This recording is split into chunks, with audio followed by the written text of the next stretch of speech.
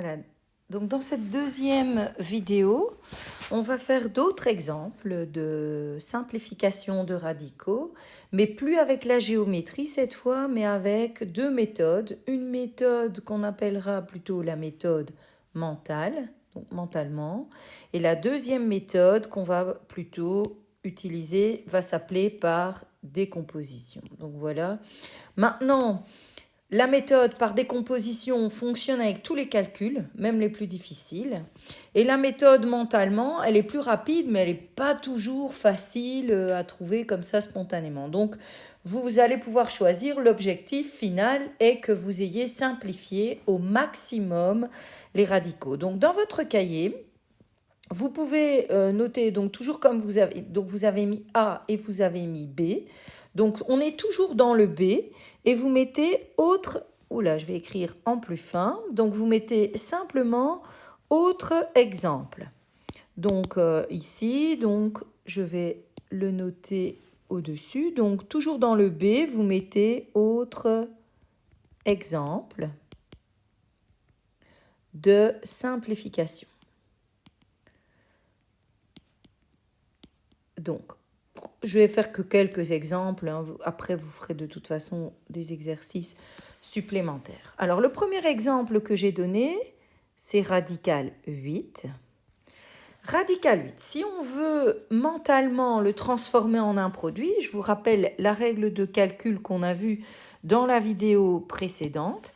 Elle nous disait que radical A fois B revenait au même que de faire radical A fois radical B.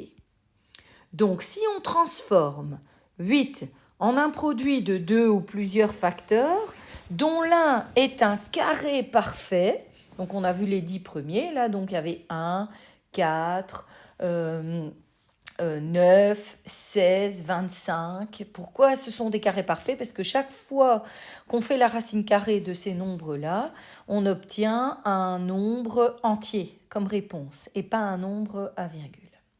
Donc ici, racine de 8, mentalement, on transforme en un produit qui est 4 fois 2. Donc plutôt que d'écrire racine carrée de 8, on peut écrire racine carrée de 4 fois racine carrée de 2. Racine carrée de 4, pardon, ça nous donne 2.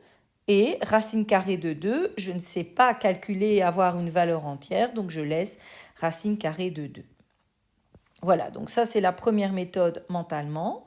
Je vous ai montré à côté par décomposition comment on faisait. Donc c'est la décomposition en facteur premier. 8, je divise par 2, ça me fait 4. Je divise par 2, ça fait 2. Je divise par 2, ça fait 1. Alors pour la méthode par décomposition, c'est assez rapide. Donc une fois que vous avez fait votre décomposition, vous groupez par 2 les deux mêmes. Donc ici on a 2 et 2, on peut les grouper. Donc de ces deux-là vont ressortir 2, qui va pouvoir aller à l'extérieur de la racine si vous voulez. Et ceux qui sont tout seuls, c'est-à-dire pas par couple, pas d'eux-mêmes, vont devoir rester à l'intérieur.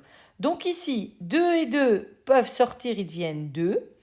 Et 2, tout seul, va rester à l'intérieur.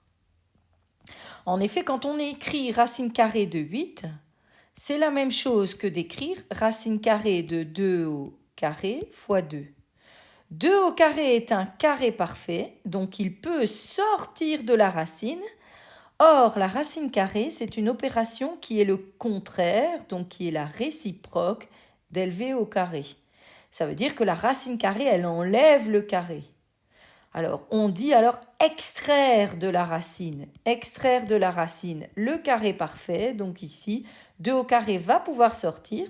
Pour pouvoir sortir, son exposant, je le divise en 2, vu que c'est un carré. Donc, c'est la racine carrée, elle divise par 2, si vous voulez, l'exposant. Deuxième exemple, racine carrée de 80, on va le transformer en 16 fois 5. Donc, c'est la même chose que racine carrée de 16 fois racine carrée de 5. Racine carrée de 16, ça nous donne 4. Racine carrée de 5, je ne sais plus rien sortir, donc je laisse à l'intérieur. 80 par décomposition, je divise par 2, ça me donne 40. Je divise par 2, ça me donne 20. Je divise par 2, ça me donne 10. Je divise par 2, ça me donne 5. Je divise par 5, ça me donne 1. 2, c'est un couple, il peut sortir. 2, c'est un couple, ça peut sortir.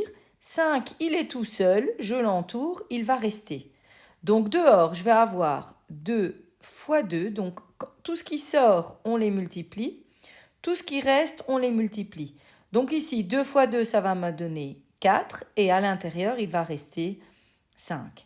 En effet, si j'avais fait sous la forme d'une grande racine, 80, c'est la même chose que 2 fois 2 fois 2 fois 2, ce qui nous donne 2 exposant 4, fois 5.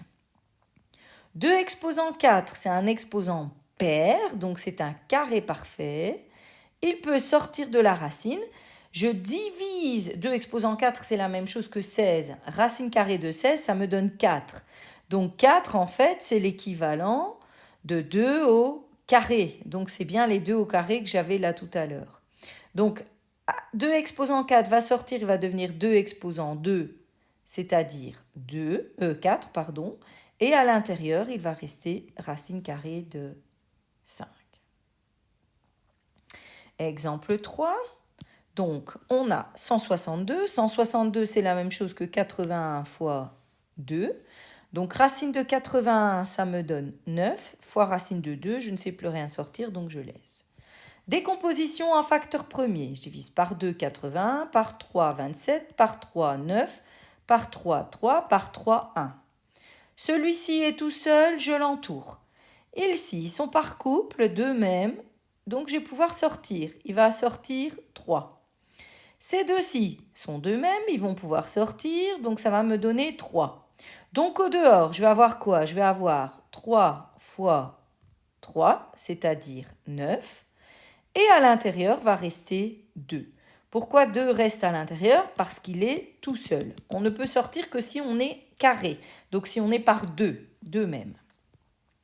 Alors si je prends 100, 100 c'était un carré parfait, donc lui, pas de problème, je n'ai pas besoin mentalement donc de le transformer en un produit, je peux le transformer simplement en 10 qui est la réponse.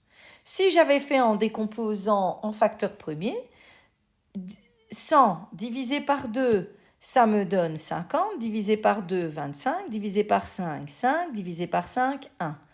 2 fois 2, donc c'est un couple, je sors 2. 5 fois 5, je peux sortir, il va me sortir 5. Et à l'intérieur, il ne reste plus rien. Donc dehors, je vais avoir 2 fois 5. À l'intérieur, il n'y avait plus rien. Donc ça ne sert à rien de noter la racine. C'est pour ça qu'on ne l'a pas noté. Donc on l'enlève carrément et on note alors que la réponse 10. Alors 520, là vous voyez, là mentalement ça devient un petit peu compliqué, donc on ne le fait pas mentalement. Celui-là, on va passer directement à la décomposition en facteur premier. Si je décompose par 2, ça me donne 260, par 2, 130, par 2, 65, par 5, 13, par 13, 1. 13, c'est un nombre premier. Donc là, je ne savais plus décomposer ça en facteur plus petit. Alors, 2 et 2, c'est un couple, il peut sortir, donc je l'ai mis dehors, donc vous le voyez ici. 2 ici est tout seul, il reste à l'intérieur, donc on avait 2, à l'intérieur il nous restait 2, il nous restait 5 et il nous restait 13. Donc autrement dit, à l'intérieur, il nous restait 2 fois 5 fois 13, c'est-à-dire 130. Et à l'extérieur, 2.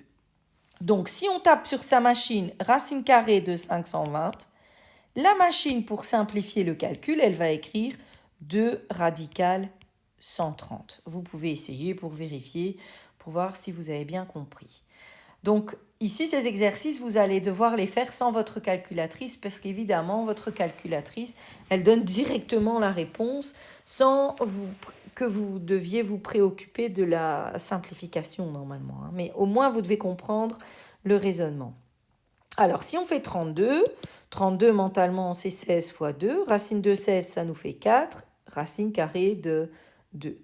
Par décomposition, 32 divisé par 2, 16. Divisé par 2, 8. Divisé par 2, 4. Divisé par 2, 2. Divisé par 2, 1. On ne le voit pas bien ici, mais il est noté 1. 2 et 2, c'est le même, ça peut sortir, donc je mets 2. 2 et 2, c'est le même, ça peut sortir, donc je mets 2. Donc dehors, je vais avoir 2 fois 2. J'ai oublié de dire, hein, tout ce qui sort est multiplié, tout ce qui reste est multiplié. 2 fois 2, ça me donne 4. Et à l'intérieur, tout seul, il restait 2. Donc si je tape sur ma machine racine carrée de 32, ma machine va m'afficher 4 racines carrées de 2.